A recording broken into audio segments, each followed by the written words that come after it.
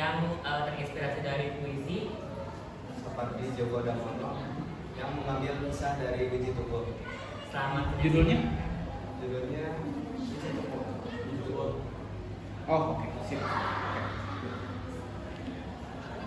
Perkenalkan, nama saya Wafa Azhara sebagai tim mawar. Perkenalkan, nama saya Kezia sebagai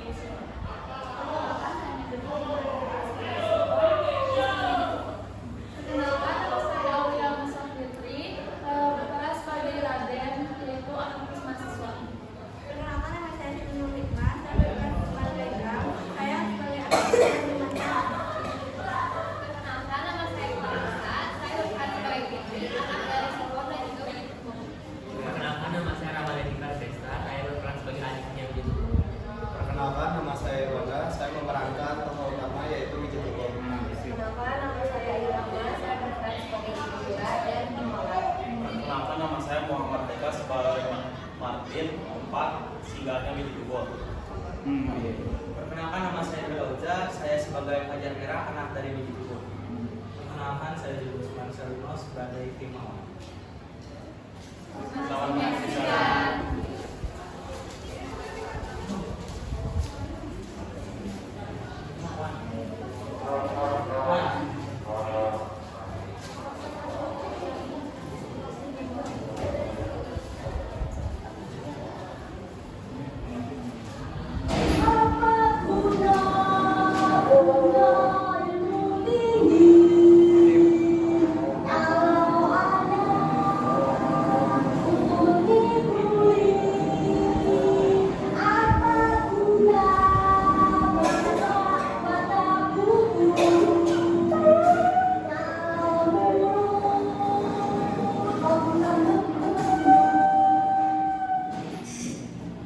Pagi itu, seorang pria bernama Wijitukul sedang berjualan di pinggir jalan raya.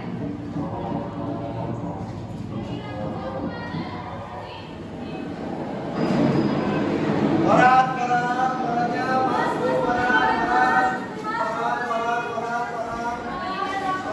50 perak.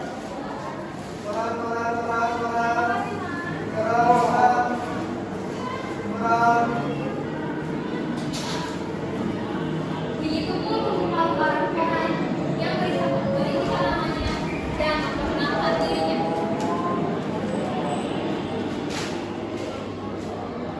Saya Wiji Tukuo.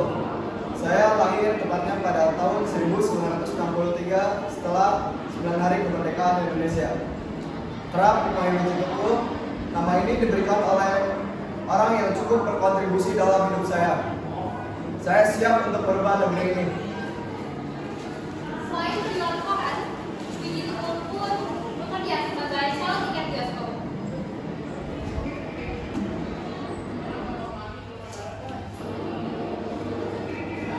Tiket bioskop, tiket bioskop, tiket bioskop, masih. Tak lupa, ia selalu mencangkitkan tiketnya kepada Mas, masih ada sisa tiketnya nggak? Masih ini kebetulan satu lagi. Wah, ini kan film yang sedang ramai dibicarakan, Mas. Boleh dibuat aku? Boleh.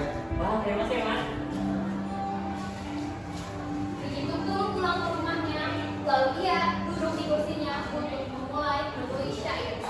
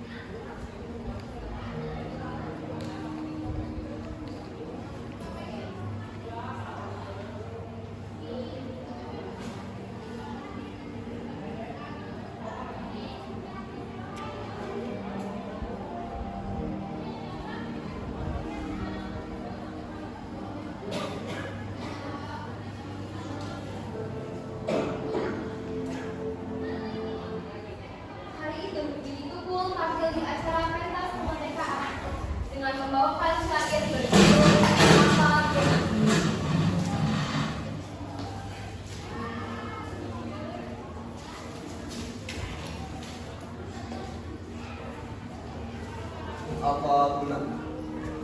Apa guna punya ilmu tinggi kalau hanya untuk mengikuti? Apa guna banyak baca buku kalau mulut mau buka peluru? Di mana-mana pocong senjata berdiri gagah membalikan kaum cukup di desa-desa. Rakyat dipaksa menjual tanah tapi dengan harga murah. Di mana-mana pocong senjata berdiri gagah membalikan dengan kaum cukup. Saat selesai membacakan syairnya dengan lantang dan juga berani, tiba-tiba saja Bibi Mawar remaja Bibi. Tika. Ada apa ini? Apa ini?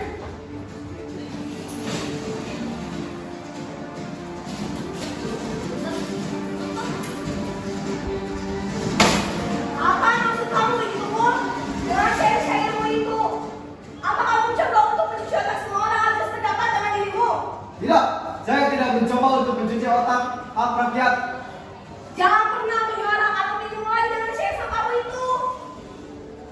Apa urusan dengan Anda? Itu hak saya. Sudahlah, saya tidak ingin mendengar apapun itu lagi. Namun ini peringatan untuk dirimu. Kedepannya, saya tidak bisa menjamin keselamatan untuk di kemudian hari. Lalu Ki Mawar pun pergi meninggalkan Bibi.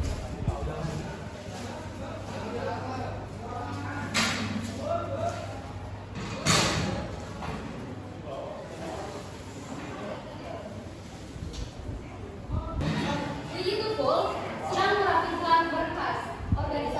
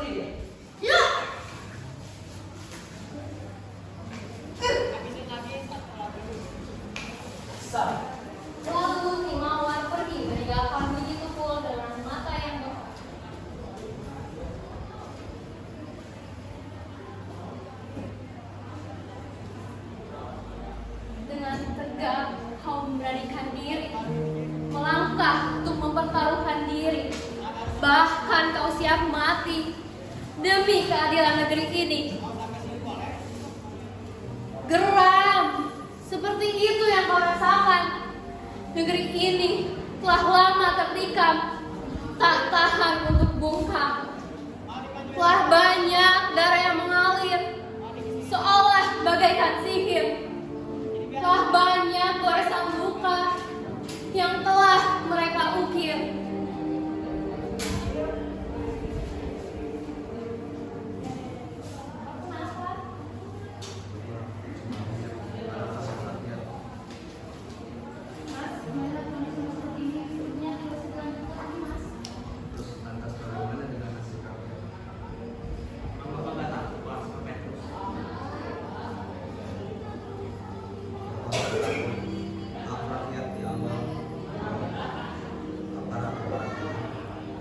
Tiba-tiba ada suara ketukan pintu. Ternyata ketukan itu berasal dari Raden, Sunu, dan juga Bram.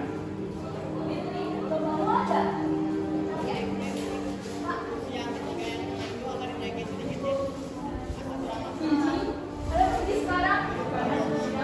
Ya, kembali ke sini. Karena kita sudah tidak aman. Sebelum kita teracap, masih kita berlaku. Baik, Om. Bisa waktu dipertemukan pada anak saya. Semua Mas pamit dulu.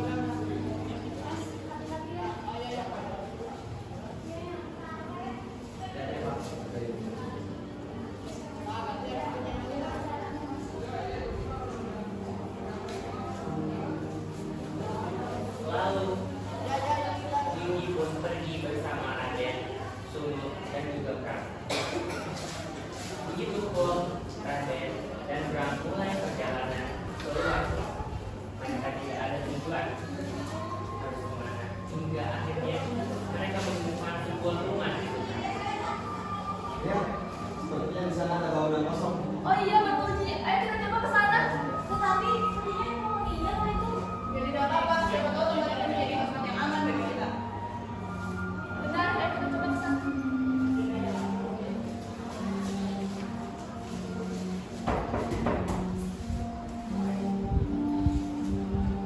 Mohon maaf, Pak. Sebelumnya, apakah mengganggu waktu Anda? Siapa kalian? Ada apa ke sini? Boleh tidak Pak menjelaskan di dalam apa? Dari mana kalian? Saya para aktivis yang menyuarakan hak-hak rakyat. Ya udah, silakan masuk. Mereka pun mulai menceritakan Pak Mario kenapa mereka meminta untuk menginap di rumahnya. Maaf sebelumnya, Pak. Saya punya tubuh dan gerak di sini.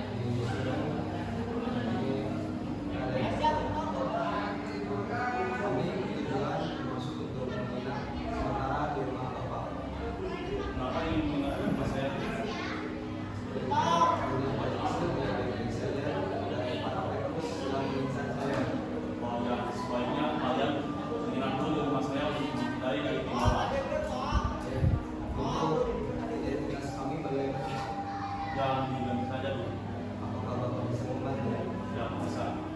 Wiji, Raden, Bram, dan Sunu pun mengganti nama mereka. Wiji menjadi Paulus, Sunu menjadi Tama, dan Yuko dan Raden menjadi Raden. Saat ini, Wiji tumbuh bersama 3 temannya. Wiji tumbuh dengan Sunu, Bram, dan Raden masih tinggal. Walaupun mereka telah menyembunyikan diri dari dunia politik, namun mereka tetap aktif membuat karya dan mencari informasi tentang keadaan politik saat itu. Setelah direktur, akhirnya mereka melanjutkan perjalanan kembali dan berpamitan kepada Pak Martin.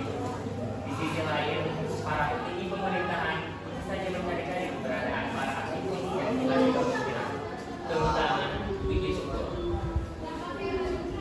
Teman-teman, sebenarnya ada sebuah informasi yang sudah mulai saat ini.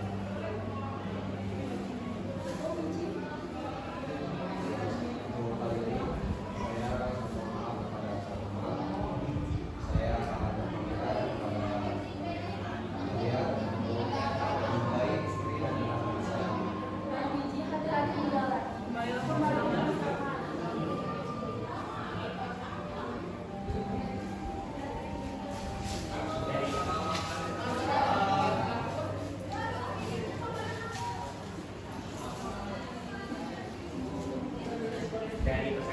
itu, mereka mulai menyusun rencana untuk kembali ke dunia politik.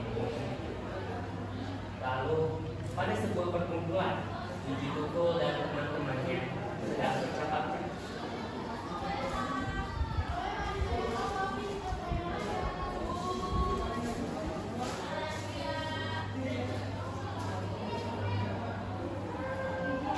Sepertinya masyarakat kami karena mereka harus menangani mereka pergi.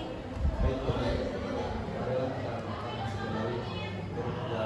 Turun kembali ke politik. Tentu saja. Apa khawatir Pak saya?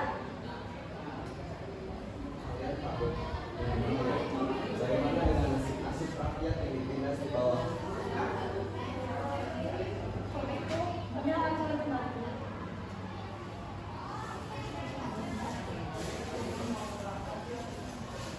Sudah lama sejak Wiji Tukul berhenti. Namun, pada saat perjalanan pulang, ia dicegat dan diculik oleh pasukan awal. Ia Berhenti. Apa kalian?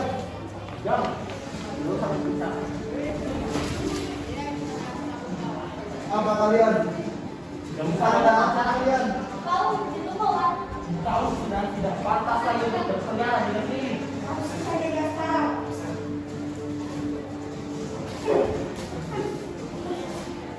Kau sampah seperti ini.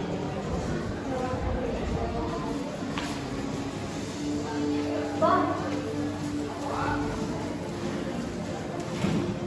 Ia dibawa, diseret menuju sebuah tempat.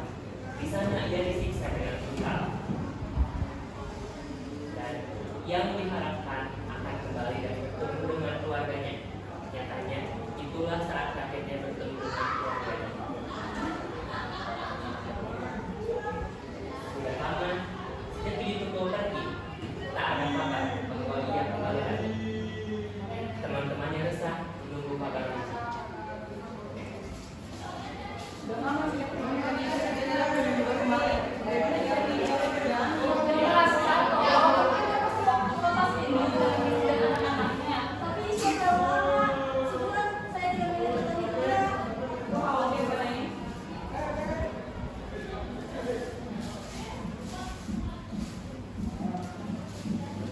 Tak lama setelah percakapan itu, para warga digemparkan dengan cerita penemuan beberapa tulang belulang manusia di pesisir pantai di kawasan Kepulauan. Lalu, cerita itu menyebar hingga terdengar ke organisasinya. Raden meletakkan koran di hadapan teman-temannya dengan nada panik. Wah, gawat. Ada apa, Den? Lihat cerita ini. Sepertinya itu teman-teman kita. Apakah Wiji Tukul ini salah satunya? Kita harus segera ke sana. Kita harus mulai mencari mereka. Baik, ayo kita ke sana. Mereka pun pergi ke TKP dan mereka menemukan fakta. Ternyata tulang belulang itu adalah milik Wiji Tukul. Mereka pun terus mencari tahu tentang keberadaan Wiji Tukul. Namun, mereka tidak pernah menemukan titik terang.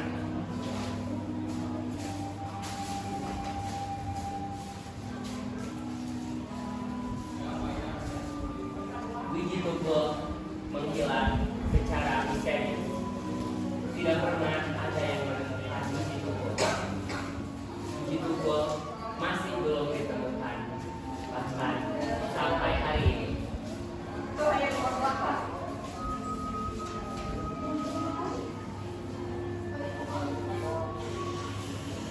Para keluarga, rekan, sahabat yang terkasih dari para sosok yang kecelakaan masih setia untuk menunggu kepulangan sosok yang ditunggu. Mereka menuntut kejelasan, kepastian, di manakah mereka? Jika memang benar-benar telah tiada, di manakah jasad mereka berada?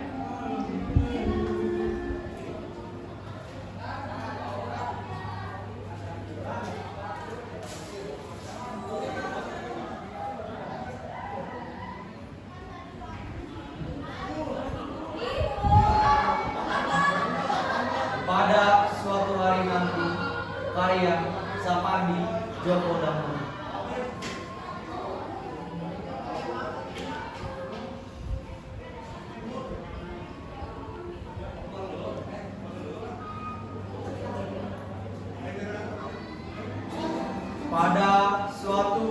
nanti.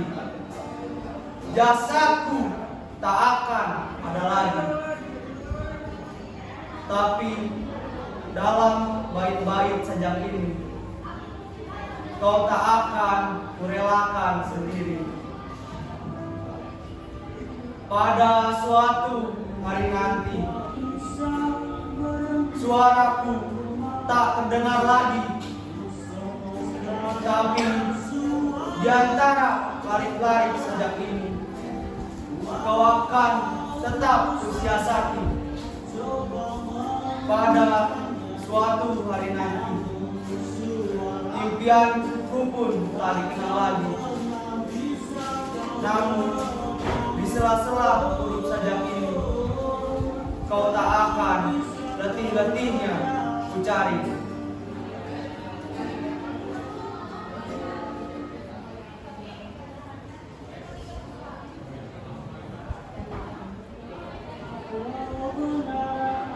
Sekian penampilan dramatisasi dari kelompok kami. Terima kasih atas perhatiannya. Assalamualaikum warahmatullahi wabarakatuh.